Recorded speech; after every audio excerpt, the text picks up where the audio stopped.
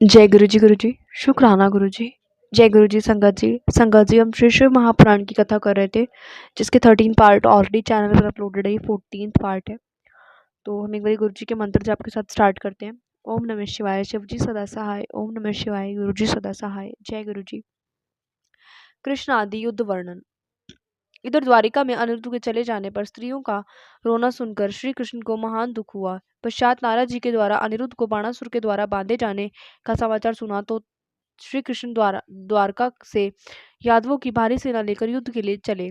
18 अक्षौहिणी सेना के साथ श्री कृष्ण ने शोणितपुर को घेर लिया। बाणासुर भी उनसे युद्ध करने चला। साथ ही भक्त की रक्षार्थ सदाशिव भी उनके साथ चले। कृष्ण और शिव का अद्भुत युद्ध हुआ।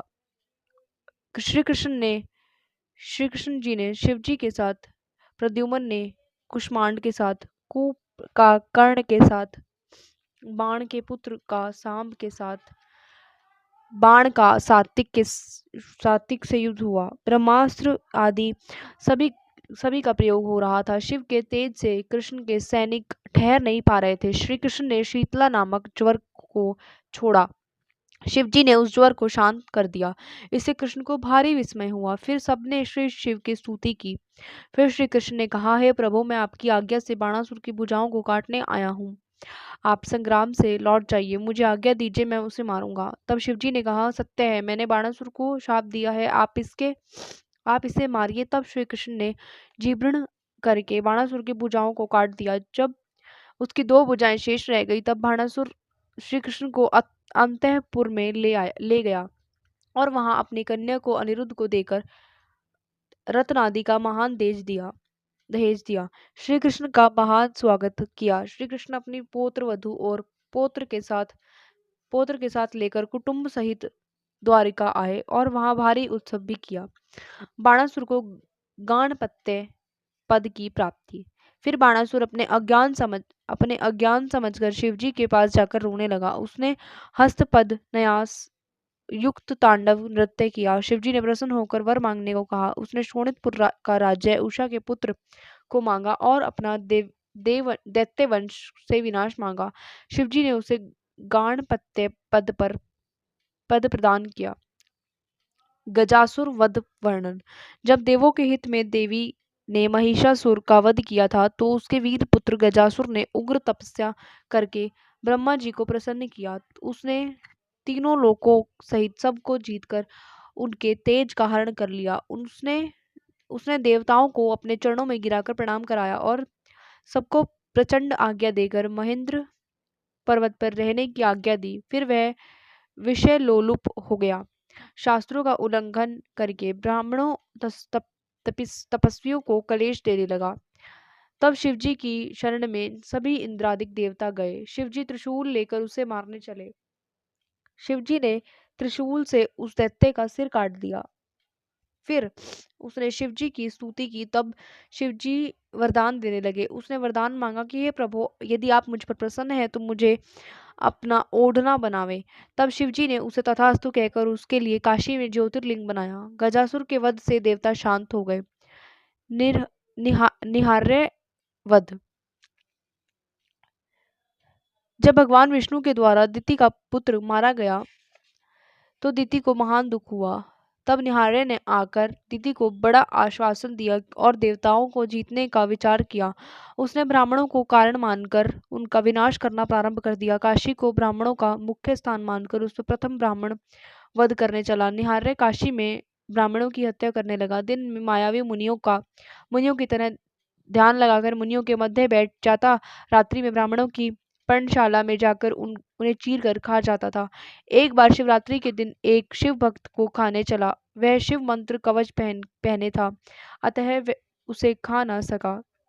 शिवजी ने प्रकट हो उसे मुष्टि प्रहार करके मार दिया।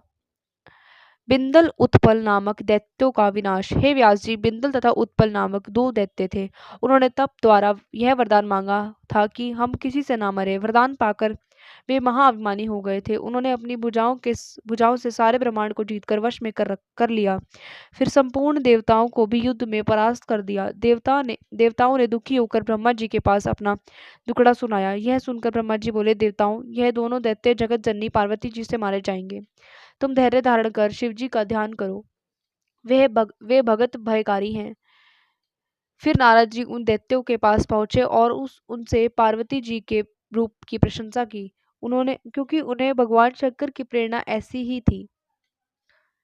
यह सुनकर वे दैत्य काम पीड़ित होकर पार्वती को हरण करने की योजना बनाने लगे। एक समय की बात है, पार्वती जी अपनी सखियों के साथ गेंद खेल रही थी। दैत्य मायावी होकर वे शिव गणों के रूप में उतर कर आए और पार्वती जी से कटाक्ष करने लगे। महादेव जी ने उन्हें जान कर कि यह दोनों दैत्य हैं, यह सभी मायावियों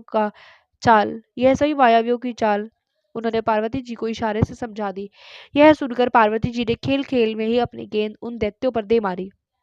गेंद लगने की देर ना थी कि वे दोनों दैत्य चक्कर काटकर पृथ्वी पर गिर पड़े और उनके प्राण निकल गए। तब तो वह गेंद लिंग रूप से दर्शन देने लगी। वह स्थान जेठेश्वर के पास कंदकेश्वर के नाम से प्रसिद्ध हो गया। शिवलिंग के प्रकट हो जाने पर ब्रह्मा, इंद्र, विष्णु आदि सभी देवता आए और भगवान शिव को प्रणाम कर स्तुति करने लगे। शतरुद्र संहिता सप्तम खंड। शिव के 5 अवतार। शौनक जी बोले, हे व्यास जी के सूत जी, अब आप शिव जी के अवतारों की वह कथा सुनाइए जो परम कल्याणमयी है तथा जिनसे सज्जन पुरुष का हित हुआ है। सूत जी कहने लगे, हे मुने, अब आप ध्यान पूर्वक शिव अवतारों की पवित्र कथा को सुनो। यही कथा पूर्व काल में संत कुमार जी ने साक्षात शिव स्वरूप नंदीश्वर से पूछी थी। सो मैं वही कथा मैं आप लोगों से वर्णन करता हूँ। श्वेत लोहित नामक 19वें मनवंतर में सद्योजात नाम का अवतार हुआ था। उस काल में ध्यानमग्न ब्रह्मा जी का शिवा से शिव जी का अवतार हुआ। उनका वर्ण श्वेत लोहित था। उनका नाम सद्योजात हुआ। ब्रह्मा जी ने उन्हें शिव जानकर चिंतन किया। तब उनसे सुनंदन, नंदन, विश्वनंदन आदि 4 कुमार और प्रकट हुए। इस पर सद्योजात प्रभु ने ब्रह्मा जी को सृष्टि रचना की आज्ञा प्रदान की। फिर रक्त नामक 20वां कल्प हुआ। उसमें ब्रह्मा जी रक्त वर्ण के हुए। उनके चिंतन करने पर वैसा ही रक्त वर्ण वाला तथा लाल नेत्रों वाला पुत्र उत्पन्न हुआ। उनको कामदेव नामक शिव जानकर ब्रह्मा जी की स्तुति की। फिर इन लाल वस्त्रधारी को विराज, विवाह, विशाल और विश्व भावना नामक 4 पुत्र उत्पन्न हुए। उन्होंने भी ब्रह्मा जी को सृष्टि रचना का आदेश दिया। फिर 21वां पीतवास नामक कल्प हुआ। पुत्र की इच्छा वाले ब्रह्मा जी के एक तेजस्वी दीर्घ भुजाओं वाला कुमार प्रकट हुआ। उसे भी उन्होंने शिव अवतार जानकर शिव गायत्री जपनी आरंभ कर दी। इस कुमार से भी उन्हें अनेकों पुत्र प्रकट हुए। यहाँ तत्पुरुष अवतार समाप्त हुआ। इसके बाद शिव नामक कल्प हुआ। उसमें ब्रह्मा जी ने हजारों वर्ष तक शिव का चिंतन किया। इस पर कृष्ण वर्ण वाले कुमार का जन्म हुआ। तब इन अघोर कृष्ण वर्ण वाले अद्भुत देवेश को ब्रह्मा जी ने प्रणाम किया। ब्रह्मा जी की स्तुति करने के बाद 4 कुमार प्रकट हुए। उनके नाम थे कृष्ण, कृष्णाशिव, कृष्णास्य और कृष्ण कंठधारी। ये सभी अव्यक्त नाम वाले तेजस्वी और शिव स्वरूप थे। इन्होंने भी ब्रह्मा जी को सृष्टि अवतार के लिए एक अद्भुत अघोर नामक योग दिया, इसलिए इन्हें अघोर अवतार नाम से कहा गया है। इसके पश्चात विश्व स्वरूप नाम का कल्प हुआ, जिसमें ब्रह्मा जी के चिंतन से सरस्वती का प्रादुर्भाव हुआ। तभी वैसा ही वेश धारण किए हुए शिव का भी कुमार रूप में अवतार हुआ। तब उन ईश को ब्रह्मा जी ने प्रणाम किया। शिव जी ने उन्हें सन्मार्ग का उपदेश दिया। फिर उन्होंने 4 पुत्रों को प्रकट किया। उनके नाम थे जटी, मुंडी, शिखंडी और अर्धमुंडी। इन्होंने योग मार्ग को ग्रहण किया। यह ईशान अवतार कहलाया। इस प्रकार शिव की ईशान, पुरुष, अघोर, काम संरक्षक तथा ब्रशु संरक्षक 5 मूर्तियां विख्यात हुई। जो पुरुष इन मूर्तियों की वंदना करता है तथा इस महात्म्य को सुनता या पढ़ता है, वह सभी भोगों को प्राप्त करके परम गति को प्राप्त करता है। शिव की मूर्तियों का वर्णन। नंदीश्वर बोले, हे तात, आप लोक में सब कार्यों को पूर्ण करने वाले शिव के अवतारों को सुनो। शिव की 8 मूर्तियां कही गई हैं। उनके नाम इस प्रकार हैं: शर्व, भव, रुद्र, उग्र, भीम, पशुपति, ईशान और महादेव। भगवान शिव की ये 8 मूर्तियां सब में सूत्र में मणियों की भांति पिरोई हुई है। पृथ्वी, जल, तेज, वायु, आकाश, क्षेत्रज्ञ, सूर्य और चंद्रमा में यह कर्मक्ष अधिशिष्ट है। शंकर जी विश्वम्भर विश्वम्भर रूप से इन्हीं के द्वारा सब में व्याप्त हैं। पृथ्वी रूप से वे चराचर जगत को धारण करते हैं। जल रूप से विश्व को जिलाते हैं। शिव का उग्र रूप है। एक आकाशात्मक भीम रूप है। पशु नामक रूप में शिव सभी जीवों का पाश काटते हैं। ईशान नामक रूप से सूर्य के द्वारा संसार को अमृत किरणों द्वारा तृप्त करते हैं। 8वां अपूर्व रूप से आत्मा नामक शिव ही सब में व्याप्त है। इस प्रकार ये 8 शिव जी की मूर्ति संसार में व्याप्त हैं। अर्धनारीश्वर शिव। ब्रह्मा जी ने जब सृष्टि का विस्तार किया तब उनके द्वारा उसका विस्तार ना हो पाया। इससे उन्होंने परमेश्वर शिव की आराधना की। शिव जी पार्वती सहित प्रकट हुए। फिर शक्ति को अपने से अलग करके शिव ने ब्रह्मा जी को कहा, तुम वर मांगो। ब्रह्मा जी ने उन परम शक्ति को शिव से पृथक हुआ देख उनकी इस प्रकार स्तुति की, हे शिवे, आपके पति देव देवों के भी देव हैं। इन्हीं की कृपा से मेरी रक्षा हुई है। इन्हीं परमात्मा शिव जी के द्वारा समस्त सृष्टि का सृजन हुआ है। हे शिवे, मैं बारंबार सभी देवताओं को अपने मन में बनाता हूँ, परंतु वे मेरी सृजन बुद्धि को नहीं धारण करते। अब मैं मैथुनी सृष्टि रचना चाहता हूँ। इसमें नारियों की आवश्यकता है। मेरी शक्ति इसमें काम नहीं देती। आप मुझे अपनी शक्ति प्रदान करें, क्योंकि आप सबकी शक्ति ईश्वर है। और हे शिवे, आप अपनी सामर्थ्य से चराचर जगत की सृष्टि के लिए दक्ष की पुत्री रूप में प्रकट हो जाइए। ब्रह्मा जी की यह प्रार्थना सुनकर देवी तथा परमेश्वर ने तथास्तु कह दिया। फिर वे दोनों एक रूप हो गए। तभी से संसार में स्त्री का भाग निश्चित हुआ। नंदीकेश्वर अवतार। संत कुमार जी बोले, हे नंदीश्वर, अब आपके श्री मुख से मैं यह चाहता हूँ कि शिव जी के अंश से आप कैसे उत्पन्न हुए, शिव तत्व आपने कैसे जाना। नंदीश्वर बोले, हे संत कुमार जी, एक समय की बात है कि शिलाद ऋषि ने पुत्र की कामना से तप किया।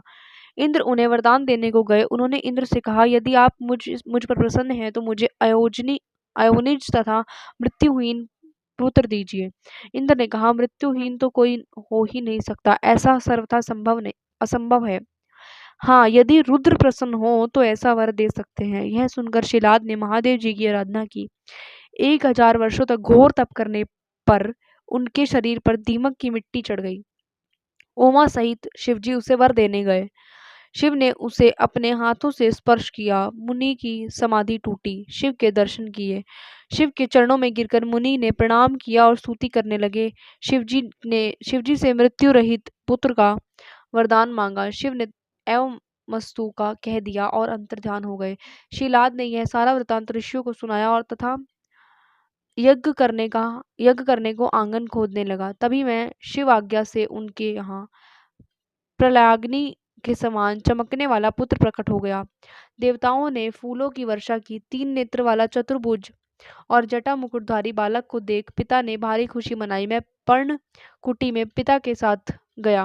वहां साधारण बालक बन गया। इससे पिता को दुख हुआ, परंतु पुत्र स्नेह के कारण मेरे सभी जाति कर्म किए। मेरा नाम नंदी रखा। मुझे अल्पायु में ही वेद शास्त्रों का अध्ययन करा दिया। तब एक दिन मित्रावरुण नामक ऋषि वहां आए। वे मुझे देखकर भारी विस्मय करने लगे कि इतनी थोड़ी अवस्था में इस बालक ने सभी शास्त्र पढ़ लिए, परंतु यह अल्प आयु वाला है। 1 वर्ष ही इसकी आयु शेष है। यह सुनकर पिताजी भारी दुखी होकर रोने लगे। तब मैंने कहा, पिताजी, मुझे कोई भी नहीं मार सकता, आप चिंता ना करें, मैं शिवजी की तपस्या के द्वारा मृत्यु को जीत लूंगा। ऐसा कहकर मैं एक महावन में तप हेतु चला गया। महावन में जाकर मैंने घोर तप किया। तब शिवजी माता पार्वती के साथ वहां आए और मुझे वर मांगने को कहा। शिवजी ने हाथ पकड़कर कहा, तुम तो मेरे ही स्वरूप हो, तुम्हें मृत्यु का भय कैसा। फिर मुझे अपने गले से उतारकर एक माला पहनाई। इससे मैं पुनः त्रिनेत्रधारी तथा चतुर्भुज रूप वाला शिव स्वरूप हो गया। शिव ने जटा में से निकाल जल छोड़ा। इससे वहां पंचनाद स्थान बन गया। वहाँ जपतेश्वर शिव है तथा नदियाँ हैं, वह स्थान बड़ा महिमामय है। फिर शिवजी से पार्वती जी ने मुझे मांग कर अपना पुत्र बनाया। शिवजी ने सभी गणों को बुलाकर मुझे गणों का स्वामी नियुक्त किया तथा मुझ सहित बैल पर सवार होकर चल दिए। भैरव अवतार। एक बार सभी देवताओं ने से सुमेरु पर्वत पर बैठे हुए ब्रह्मा जी से अविनाशी तत्व पूछा। तब उन्होंने बताया कि हे देवताओं, मैं ही एकमात्र संसार की उत्पत्ति का कारण अविनाशी, अज, स्वयं तथा अनादि ईश्वर हूँ। मुझसे परे कोई देवता नहीं है। इस पर विष्णु भगवान ने उन्हें समझाते हुए कहा, हे ब्रह्मा जी, तुम ये क्या कर रहे हो? तुम मेरी ही आज्ञा से सृष्टि के कर्ता हो, तुम मेरा अनादर क्यों करते हो? इस पर दोनों में विवाद होने लगा। तब चारों वेदों को बुलाया। चारों वेद मूर्ति धारण करके वहां आए। वह चारों वेद तब चारों वेदों ने कहा कि जिसके भीतर स्वरूप समस्त भूत निहित है तथा जिससे सब कुछ प्रवृत्त होता है और जिसको परम तत्व कहा जाता है, वह तो एक रुद्र ही है। इस पर ब्रह्मा विष्णु ने कहा, हे वेदों, यह तो तुम्हारा अज्ञान है। भला पार्वती से रमण करने वाला नंगा धूल धूसरित शिव को परम तत्व कैसे कहा जा सकता है? वह परमात्मा नहीं हो सकते। तभी वहां पर उनके विवाद को सुनकर एक ज्योति प्रकट हुई और उसमें से त्रिशूलधारी आदि अंतर रहित नील लोहित भगवान प्रकट हुए। तब ब्रह्मा जी कहने लगे, हे चंद्र शंख, मैं तुम्हें जानता हूँ। तुम तो मेरे सिर से उत्पन्न हुए हो। रुदन करने के कारण मैंने तुम्हारा नाम रुद्र रखा। हे पुत्र, तुम मेरी शरण में आओ। ब्रह्मा जी की यह अहंकार पूर्ण वाणी सुनकर शिवजी को बड़ा क्रोध आ गया। उसी क्षण अपने क्रोध से उन्होंने भैरव नामक एक पुरुष को उत्पन्न करके कहा, तुम ब्रह्मा पर शासन करो, फिर संसार का पालन करो। तुम्हारा नाम भक्तों के पाप भक्षण करने के कारण पाप भक्षण भी रहेगा। हे कालराज, तुम मेरी काशीपुरी के अधिपति हो। उस पुरी में जितने पापी हों उन्हें तुम सदा दंड देना। काल भैरव ने शिव की यह आज्ञा सुनते ही अपनी उंगली के नख से ब्रह्मा का सिर काट दिया। ब्रह्मा जी का पांचवा सिर कट गया। तब भयभीत ब्रह्मा शतरुद्री का पाठ करने लगे। अब ब्रह्मा विष्णु दोनों को ज्ञान हो गया कि शिव ही ब्रह्म रूप हैं। उन दोनों का अहंकार नष्ट हो गया। महादेव जी ने उन्हें अभय दिया। इसके बाद शिव भैरव से बोले, तुम अब इन ब्रह्मा के कपाल को धारण कर इसी से आश्रित होकर भिक्षावृत्ति करते हुए संसार में अपनी ब्रह्म हत्या के पाप को दूर करो। फिर उन्होंने ब्रह्म रूपी कन्या को उत्पन्न करके भैरव से कहा कि ये हे काल भैरव, जब तक चाहो घूमो, परंतु इस कन्या के काशी में पहुंचने से पूर्व ही तुम भयंकर मूर्ति धारण करके पहुंच जाना। तब इसे कहना कि तू वाराणसी को छोड़कर जहां भी चाहे चली जा। भैरव जी ने महादेव जी की आज्ञा से कापालिक व्रत धारण किया। फिर वे विश्वात्मा कपाल हाथ में लिए काशी में आए। उस कन्या ने तीनों लोकों के भ्रमण में भी उनको उनको उनका पीछा नहीं छोड़ा। एक समय भैरव जी नारायण लोक में पहुंचे। भगवान ने उन शिव रूप को देख उठकर सभी देवों के साथ प्रणाम किया, हाथ जोड़कर उनकी स्तुति की। उन्होंने कमला से भी कहा कि हे देवी, आज हम बड़े धन्य हैं कि जगतपति शिव के दर्शन हुए। इन जगतपति ईश्वर के दर्शन से मनुष्य इस संसार के आवागमन के चक्र से छूट जाता है। फिर शिव रूप भैरव जी से पूछा, हे त्रिलोचन, आप किस लिए भ्रमण कर रहे हो? तब विष्णु जी को उन्होंने बताया कि ब्रह्म हत्या के शर्मनार्थ मैंने यह कापालिक व्रत किया है। फिर लक्ष्मी जी ने भिक्षा में उन्हें सनोरथी नामक विद्या भेंट दी। फिर भैरव जी कपाल रूपी खप्पर में वह विद्या लिए हुए प्रसन्न होकर भिक्षा के लिए दूसरी ओर चल दिए। ब्रह्म हत्या उनके पीछे पीछे घूमती रही। फिर भैरव जी काशी अविमुक्त क्षेत्र में पहुंचे। वहां ब्रह्म हत्या पाताल में समा गई। भैरव जी के हाथ से ब्रह्मा का सिर पृथ्वी पर गिर गया। तब वहां कपाल मोचन तीर्थ हुआ। भैरव जी ने वहां आनंद से नृत्य किया। जो मनुष्य कपाल मोचन का स्मरण करता है उसके इस जन्म तथा दूसरे जन्म के पाप नष्ट हो जाते हैं। जो मनुष्य काशी में जन्माष्टमी या मंगलवार को कालराज भैरव जी के दर्शन को करता है उसके सभी पाप नष्ट हो जाते हैं। कारागार आदि बंधन में पड़ा मनुष्य भी कष्टों से मुक्त हो जाता है।